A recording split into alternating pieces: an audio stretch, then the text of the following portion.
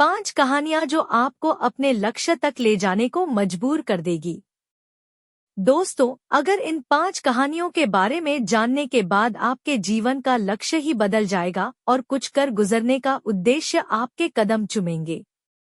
अगर जानकारी अच्छी लगे तो दोस्तों में शेयर करें और एक लाइक और सब्सक्राइब जरूर करें। धन्यवाद। एक सफलता का रहस्य। सुकरात। एक बार एक व्यक्ति ने महान फिलोसोफर सुकरात से पूछा कि सफलता का रहस्य क्या है? What is the secret of success? सुकरात ने उस इंसान को कहा कि वह कल सुबह नदी के पास मिले, वहीं पर उसे अपने प्रश्न का जवाब मिलेगा। जब दूसरे दिन सुबह वह व्यक्ति नदी के पास मिला तो सुकरात ने उसको नदी में उतरकर नदी गहराई की गहराई मापने के लिए कहा। वह व्यक्ति नदी में उतरकर आगे की तरफ जाने लगा। जैसे ही पानी उस व्यक्ति के नाक तक पहुंचा, पीछे से सुकरात ने आकर अचानक से उसका मुंह पानी में डुबो दिया। वह व्यक्ति बाहर निकलने के लिए झटपटाने लगा, कोशिश करने लगा, लेकिन सुकरात थोड़े ज्यादा स्ट्रॉन्ग थे। सुकरात ने उसे काफी देर तक पानी में डुबोए रखा। कुछ समय बाद सुकरात ने उसे छोड़ दिया और उस व्यक्ति ने जल्दी से अपना मुंह पानी से बाहर निकालकर जल्दी सांस ली। अभ्यास का महत्व। प्राचीन समय में विद्यार्थी गुरुकुल में रहकर ही पढ़ा करते थे। बच्चे को शिक्षा ग्रहण करने के लिए गुरुकुल में भेजा जाता था। बच्चे गुरुकुल में गुरु के सानिध्य में आश्रम की देखभाल किया करते थे और अध्ययन भी किया करते थे। वरदराज को भी सभी की तरह गुरुकुल भेज दिया गया। वहां आश्रम में अपने साथियों के साथ घुलने मिलने लगा, लेकिन वह पढ़ने में बहुत ही कमजोर था। गुरुजी की कोई भी बात उसके बहुत कम समझ में आती थी। इस कारण सभी के बीच वह उपहास का कारण बनता है। उसके सारे साथी अगली कक्षा में चले गए, लेकिन वो आगे नहीं बढ़ पाया। गुरुजी जी ने भी आखिर हार मानकर उसे बोला, बेटा वरदराज, मैंने सारे प्रयास करके देख लिए हैं। अब यही उचित होगा कि तुम यहाँ अपना समय बर्बाद मत करो। अपने घर चले जाओ और घरवालों की काम में मदद करो। वरदराज ने भी सोचा कि शायद विद्या मेरी किस्मत में नहीं है, और भारी मन से गुरुकुल से घर के लिए निकल गया। दोपहर का समय था। रास्ते में उसे प्यास लगने लगी। इधर उधर देखने पर उसने पाया कि थोड़ी दूर पर ही कुछ महिलाएं कुएं से पानी भर रही थी। वह कुएं के पास गया। वहां पत्थरों पर रस्सी के आने जाने से निशान बने हुए थे, तो उसने महिलाओं से पूछा, यह निशान आपने कैसे बनाए? तो एक महिला ने जवाब दिया, बेटे, यह निशान हमने नहीं बनाए। यह तो पानी खींचते समय इस कोमल रस्सी के बार बार आने जाने से ठोस पत्थर पर भी ऐसे निशान बन गए हैं। वरदराज सोच में पड़ गया। उसने विचार किया कि जब एक कोमल से रस्सी के बार बार आने जाने से एक ठोस पत्थर पर गहरे निशान बन सकते हैं, तो निरंतर अभ्यास से मैं विद्या ग्रहण क्यों नहीं कर सकता। वरदराज ढेर सारे उत्साह के साथ वापस गुरुकुल आया और अथक कड़ी मेहनत की। गुरुजी ने भी खुश होकर भरपूर सहयोग किया। कुछ ही सालों बाद यही मंदबुद्धि बालक वरदराज आगे चलकर संस्कृत व्याकरण का महान विद्वान बना, जिसने लघु सिद्धांत कौमुदी, मध्य सिद्धांत कौमुदी, सार सिद्धांत कौमुदी, गीर्वाण पद्मंजरी की रचना की। शिक्षा मोरल। दोस्तों, अभ्यास की शक्ति का तो कहना ही क्या है। यह आपके हर सपने को पूरा करेगी। अभ्यास बहुत जरूरी है, चाहे वो खेल में हो या पढ़ाई में या किसी और चीज में। बिना अभ्यास के आप सफल नहीं हो सकते हो। अगर आप बिना अभ्यास के केवल किस्मत के भरोसे बैठे रहोगे, तो आखिर में आपको पछतावे के सिवा और कुछ हाथ नहीं लगेगा। इसलिए अभ्यास के साथ धैर्य, परिश्रम और लगन रखकर आप अपनी मंजिल को पाने के लिए जुट जाए। 3. अभिनव बिंद्रा। जिद और जुनून ने दिलाया गोल्ड। ओलंपिक में भारत को गोल्ड मेडल मिलने से हर भारतवासी खुशी से झूम उठा।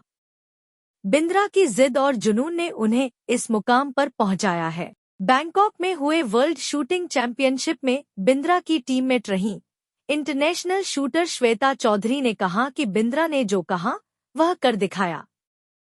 श्वेता मामूली अंतर से ओलंपिक टीम में जगह बनाने में नाकाम रहीं। श्वेता ने बताया कि बिंद्रा ओलंपिक गोल्ड के लिए पिछले 4 साल से अनवरत मेहनत कर रहे थे। बिंद्रा ने जो कहा वह कर दिखाया। ऐसे बदली दुनिया।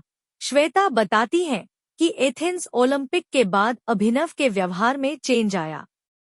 एथेंस ओलंपिक में पदक हासिल न करने के बाद ही उन्होंने निश्चय कर लिया था कि वह अगला मौका बीजिंग ओलंपिक नहीं गंवाएंगे। एक स्मरण सुनाते हुए श्वेता ने कहा कि बैंकॉक में वर्ल्ड चैंपियनशिप के दौरान जब भारतीय टीम के अन्य शूटर शाम को शहर घूमने गए थे, बिंद्रा जिम में एक्सरसाइज कर रहे थे।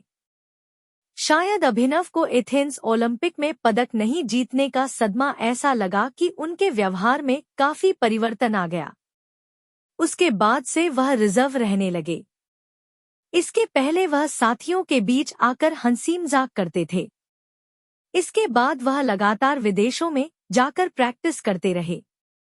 अभिनव बिंद्रा, जिद और जुनून ने दिलाया गोल्ड। श्वेता ने बताया कि बिंद्रा ने स्वयं ही अपने लिए प्राइवेट कोच, पैथोलॉजिस्ट व फिजियो नियुक्त किया था। इसके बावजूद छोटी प्रतियोगिताओं में उनके मेडल न जीतने पर कई बार उनकी आलोचना भी हुई, परंतु उनको जानने वाले जानते थे कि अभिनव में वह क्षमता है जो वक्त आने पर बड़ी प्रतियोगिता में अवश्य दिखेगा।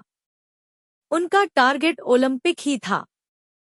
सुकरात ने उस व्यक्ति से पूछा, जब तुम पानी में थे तो तुम क्या चाहते थे? व्यक्ति ने कहा, जल्दी से बाहर निकलकर सांस लेना चाहता था। सुकरात ने कहा, यही तुम्हारे प्रश्न का उत्तर है। जब तुम सफलता को उतनी ही तीव्र इच्छा से चाहोगे जितनी तीव्र इच्छा से तुम सांस लेना चाहते हैं, तो तुम्हें सफलता निश्चित रूप से मिल जाएगी। 4 भारत रत्न प्राप्त डॉक्टर एपीजे अब्दुल कलाम। अब्दुल कलाम का जन्म 15 अक्टूबर 1931 को तमिलनाडु के एक गांव धनुषकोडी में हुआ था। इनके पिता मछुआरों को किराए पर नाव देते थे। कलाम ने अपनी पढ़ाई के लिए धन की पूर्ति हेतु अखबार बेचने का कार्य भी किया।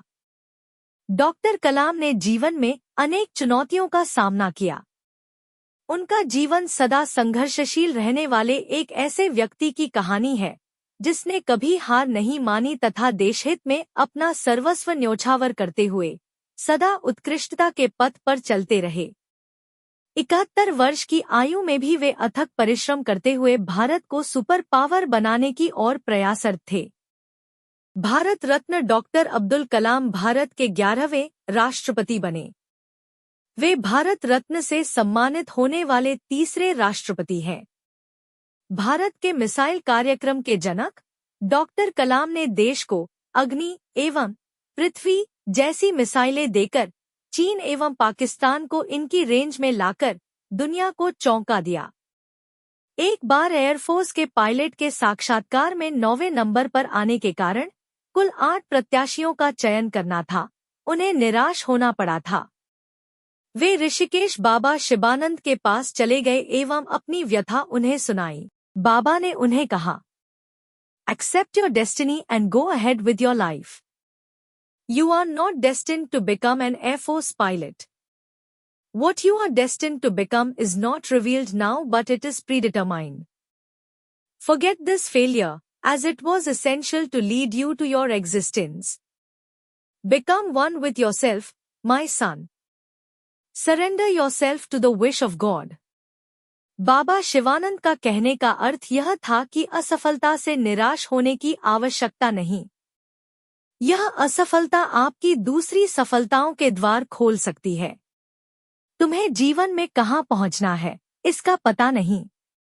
आप कर्म करो, ईश्वर पर विश्वास करो। डॉक्टर कलाम का जीवन हर उस नवयुवक के लिए आदर्श प्रेरणा स्रोत है जो अपने जीवन में एक असफलता मिलने पर ही निराश हो जाते हैं। डॉक्टर कलाम ने अपने सारे जीवन में निस्वार्थ सेवा कार्य किया। उनका राष्ट्र प्रेम और उनका देशभक्ति का जज्बा हर भारतीय के लिए सबक एवं प्रेरणा का पुंज है और हमेशा रहेगा। 5. महान गणितज्ञ रामानुजन। धुन के पक्के रामानुजन का जन्म एक गरीब परिवार में 22 दिसंबर 1887 को तमिलनाडु के इरोड कस्बे में हुआ था। उनके पिता एक साड़ी की दुकान पर क्लर्क का काम करते थे। रामानुजन के जीवन पर उनकी मां का बहुत प्रभाव था। जब वे 11 वर्ष के थे तो उन्होंने एस.एल. लोनी द्वारा लिखित गणित की किताब की पूरी मास्टरी कर ली थी। गणित का ज्ञान तो जैसे उन्हें ईश्वर के यहाँ से ही मिला था। 14 वर्ष की उम्र में उन्हें मेरिट सर्टिफिकेट्स एवं कई अवार्ड मिले। वर्ष 1904 में जब उन्होंने टाउन हाई स्कूल से स्नातक पास की तो उन्हें के रंगनाथा राव पुरस्कार प्रधानाध्यापक कृष्ण स्वामी अय्यर द्वारा प्रदान किया गया। वर्ष 1909 में उनकी शादी हुई। उसके बाद वर्ष 1910 में उनका एक ऑपरेशन हुआ। घरवालों के पास उनके ऑपरेशन हेतु पर्याप्त राशि नहीं थी। एक डॉक्टर ने उनका मुफ्त में यह ऑपरेशन किया था। इस ऑपरेशन के बाद रामानुजन नौकरी की तलाश में जुट गए। वे मद्रास में जगह-जगह नौकरी के लिए घूमे। इसके लिए उन्होंने ट्यूशन भी किए। वे पुनः बीमार पड़ गए। इसी बीच वे गणित में अपना कार्य करते रहे। ठीक होने के बाद उनका संपर्क नेल्लोर के जिला कलेक्टर रामचंद्र राव से हुआ।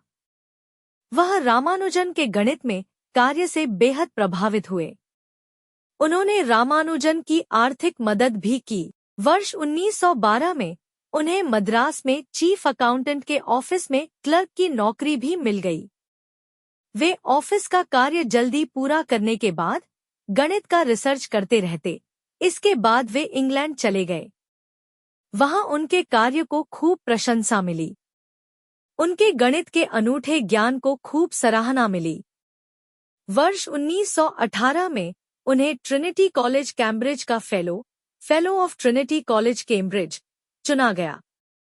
वह पहले भारतीय थे जिन्हें इस सम्मान पोजीशन के लिए चुना गया। बहुत मेहनती एवं धुन के पक्के थे। कोई भी विषम परिस्थिति, आर्थिक कठिनाइयां, बीमारी एवं अन्य परेशानियां उन्हें अपनी धुन से नहीं डिगा सकी। वे अंततः सफल हुए। आज उन्हें विश्व के महान गणितज्ञों में शुमार किया जाता है। 32 वर्ष की छोटी उम्र में ही इस प्रतिभाशाली व्यक्ति का देहावसान हो गया। दुनिया ने एक महान गणितज्ञ को खो दिया।